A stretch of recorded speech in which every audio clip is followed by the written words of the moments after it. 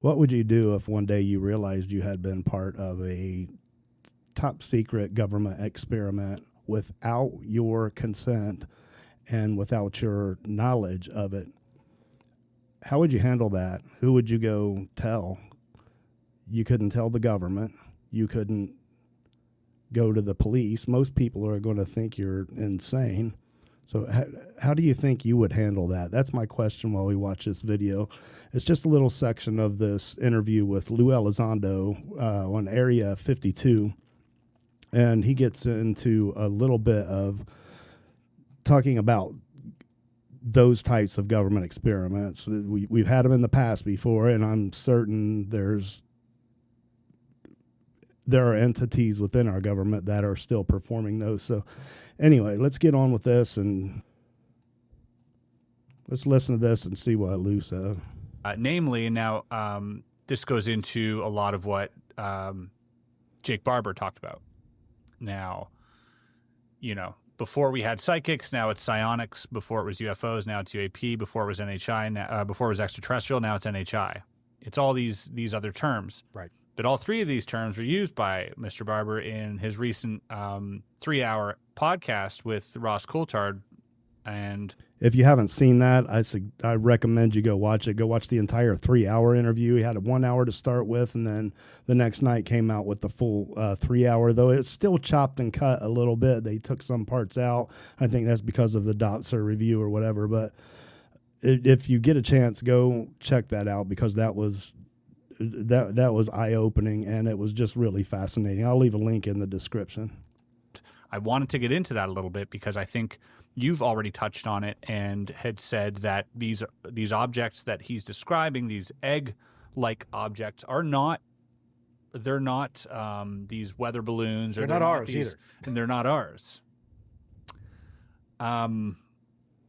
He reported that they have specific psionic teams taking these things, or at least bringing them into range to where they can take them down.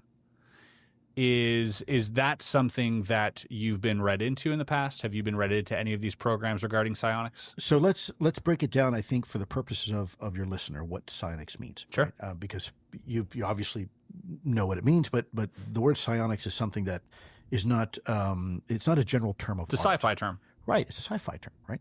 So psionics comes from the base word of psychic, psychology, psychic, whatever. And we're dealing with the brain, right? And potentially human cognition and things like that. There is some speculation. Remember, we talked about technical interfaces with brainwaves, right? So that technology already exists. If you were a super sophisticated society, would it make sense to create technology that you could potentially interface with, manipulate, work with, using brainwave functions instead of necessarily, wasting the time for the signal to go down to the hand and make a movement, which, by the way, is not very precise. I think there's an argument to say for that. Then you have to ask the question: has the U.S. government in the past been involved with psionic type research? Or psychic research? And the answer is, again, a definitive yes. Of course, yes, they definitely have the Stargate project before that. Centerland. The Centerland, that's right. That the U.S. government and her adversaries have had a long and deep, rich history in using psychic research and using it for purposes of espionage and the collection of data. That's a fact. Anybody can look that up, and it was actually very, very successful. I said Project Stargate, but that's the new project. The AI project is also named that, but there was one dealing with psychic powers and astral travel and remote viewing and all of that kind of stuff.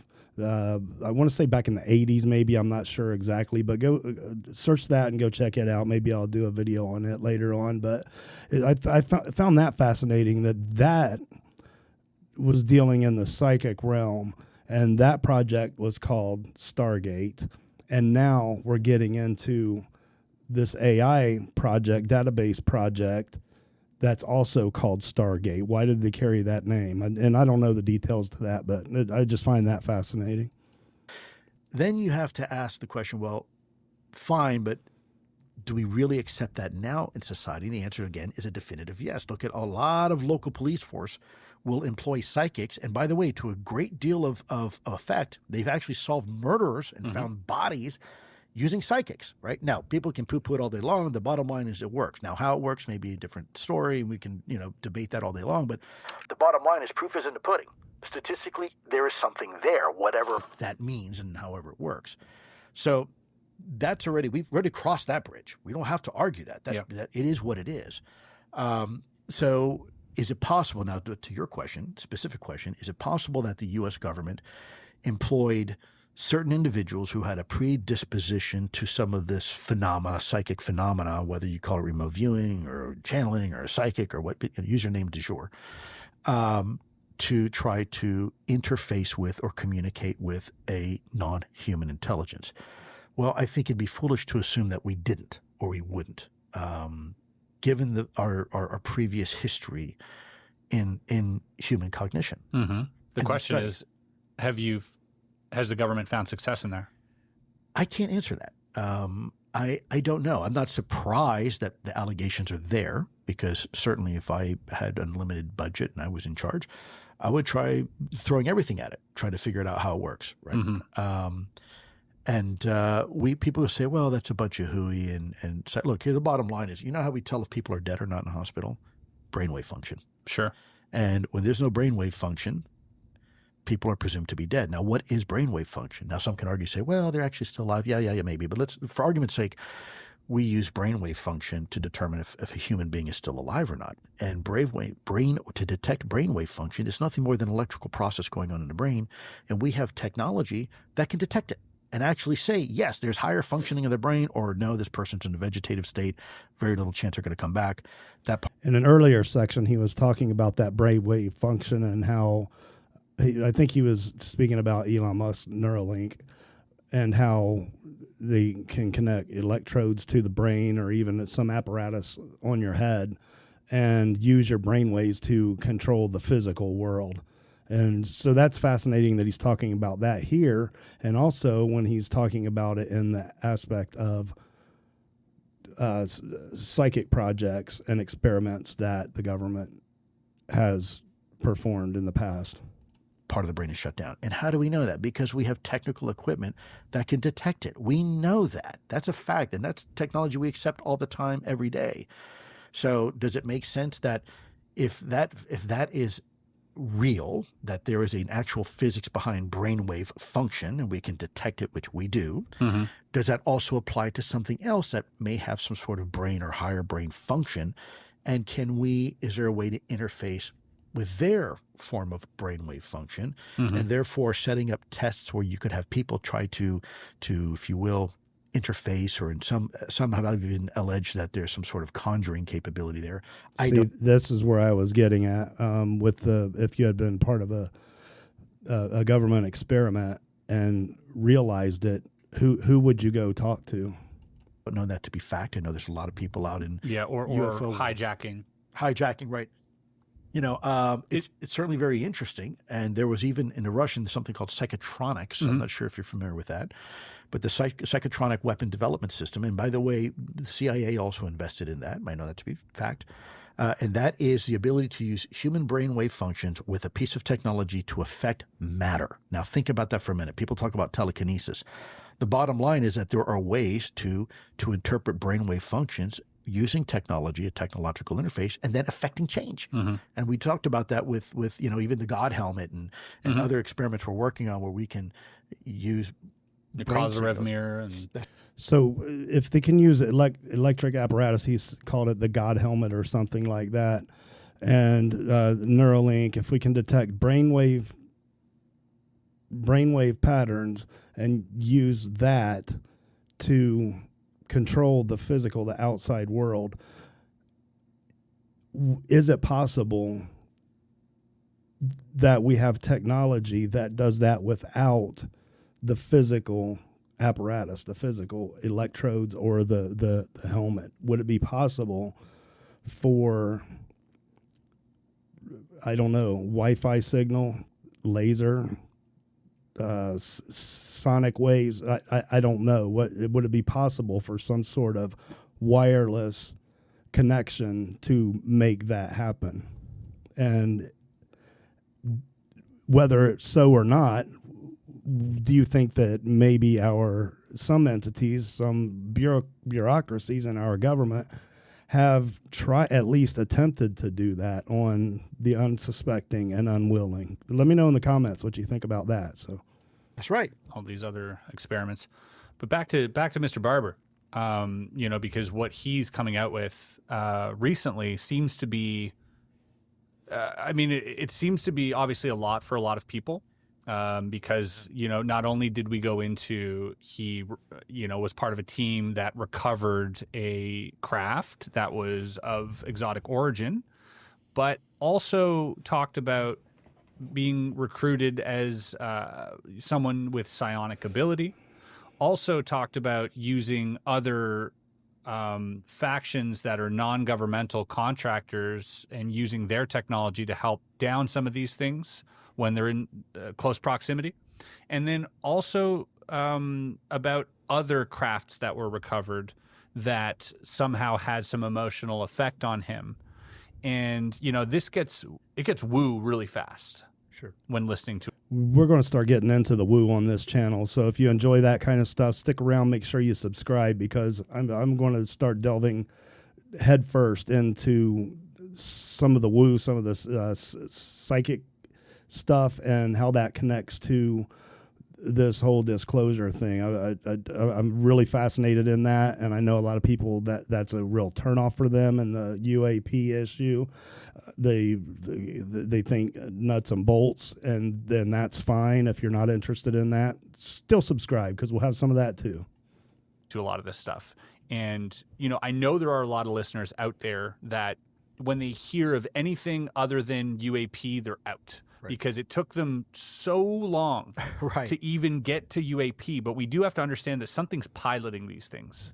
These UAP, maybe they're flying themselves, but at some level, something is piloting these things. You can't have a conversation about extreme advanced technology without then having the conversation of who built it, how does it work, what are they doing right? And these are the follow-on questions. Yes, I understand it can be disturbing for a lot of people. And people say, well, our government never would be involved in anything like that, using individual to do certain things. And well, look, if that's what you think, I don't know what to tell you, but there's lots of examples where we have. I mean, we've done some pretty heinous stuff, experiments on human beings. For sure. Without their permission. Look at the CIA's use of LSD when we were first testing that.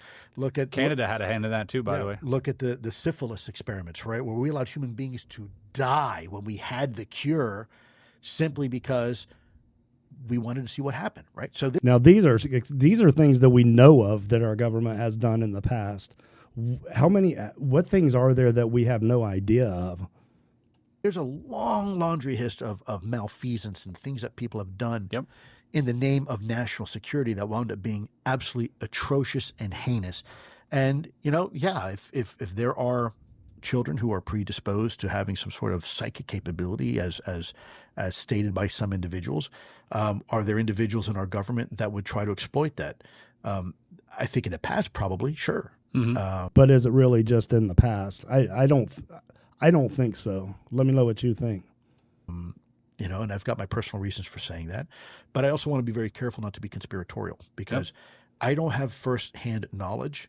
I've heard the rumors when I was an ATIP of this going on, but I was never part of that effort. To be clear, you heard of the rumors of the psionics teams? I heard rumors of psionics teams. Or you heard rumors of the psionics team bringing down craft? Not bringing down craft, of trying to use human brains to try and interface with some of these things. Whatever that is, correct. But again, I wasn't. Now, again, what if you were part of that experiment unknowingly and unwittingly, or non-consensually, and then you realized it later? Where would you go? What would you do? There for the experiments, I don't know. This is just kind of the hearsay that I heard when I was at ATIP, and then afterwards. It makes sense when you look at the government's interest into people like Chris Bledsoe, and why that would be so valuable if he could just summon them at will. Right. If that was the case, then that would be absolutely, a leg up on the competition. Sure. There's a lot of weird stuff as a kid I experienced. I don't never talk about it publicly, but there's been times I kind of scratch my head and say, "Huh, was that coincidence, or was that Was that something else? Did someone plan this to, it's certainly not outside the realm of possibility. And by the way, Okay. for the record, the whistleblower that you're referring to that came forward, he is who he is. He was a special operator. He is an American hero. He's done a lot for his country. Now, whether his observation and his perspective is accurate, I think he's telling his truth. And I think people need to understand it. He put himself to a lot of risk, Jake did, for having this conversation with America. Now, for the record, I've never met the guy, but I have special operator friends of mine who I've worked with that were actually there with him and providing some security support and have said, hey, this guy is legit and here's his background and these are the missions he's been on. So he is part of that elite group of the best of our country. And I know it's kind of difficult for a lot of people to absorb that you have this guy that's coming out kind of out of the blue and making these claims. But I think everybody deserves to be heard. Have you seen? Anyway, that's it. I just wanted to watch that little section there. I found that pretty fascinating. There's a lot fascinating and interesting and a lot of info if you pay attention to the things that are said and kind of, you have to put two and two together. But I think Lue Elizondo said quite a bit here. I don't know what you think of him. I think much of what he puts out is dissemination. It's directed information. Maybe some information is coming out, but I'm always leery of these guys who are still attached to the government or afraid to, I wouldn't say afraid, but refuse to just throw it all out there, that want to pass it through what's approved by either the Pentagon, the CIA, FBI, whoever first. I'm always suspicious of them, and Lue Elizondo is no different, and I know a lot of other people are, because you just don't know. If I feel like once a spook, always a spook. But anyways, let me know what you thought about this video, and if you have an idea of what you think you might do if you were pulled into a government experiment without your knowledge or without your consent. Let me know. Let me know in the comments. Thanks.